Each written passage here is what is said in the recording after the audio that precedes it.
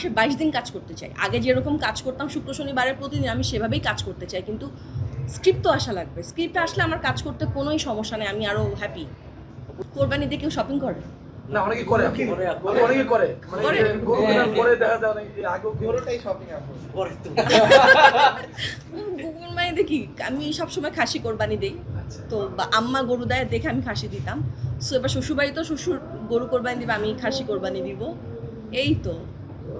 খাসি কি নিজে কিনে আনো নাকি পরিবারে কেউ কিনে আনে? না না ভাইয়া, বাজারে যাওয়ার মতো এত সাহস আমার নাই, হাটে যাওয়ার মতো। কিন্তু আমি যতটুকু শুনলাম আপনার চয়েস একটু অন্যরকমের, কি? ডিফারেন্স চয়েস করেন, যেমন থাকে না বাজারের মধ্যে সবচেয়ে সুন্দর মানে এত নখরামি নাই আমার ভাই, আমি জাস্ট বাজারের মধ্যে কি আপু pink না না, এটা আমার তো বাবা নাই, তো অনেক বছর ধরেই হচ্ছে আমার কোরবানির দায়িত্বটা আমার ছোট দুলা ভাই নেয়। উনি ওনার মতো করে কিনে নিয়ে আসে, আমাকে শুধু জানায় যে এই টাকাটা বিল আসছে।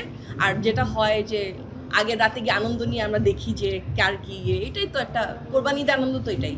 আপু ছোটবেলার কুরবানি গরু হাটে যাওয়া হয়েছে কিনা, তখনকার কোনো স্মৃতি আছে কিনা বা স্মরণীয়? ভাই আমি জীবনে একবারই গিয়েছিলাম, আমি অনেক ছোট ছিলাম, তো আমি খুবই মানে আমরা বাচ্চারা তো এমনি পশু পাখি বেশি পছন্দ করে, তো গেলাম, কিন্তু গিয়ে গোবর দেখে আমি ওই গেটের সামনে কান্নাকাটি শুরু করলাম।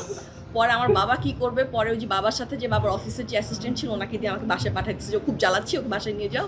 তারপর থেকে আর কোনো দিন আমি আগ্রহ প্রকাশ করি নাই।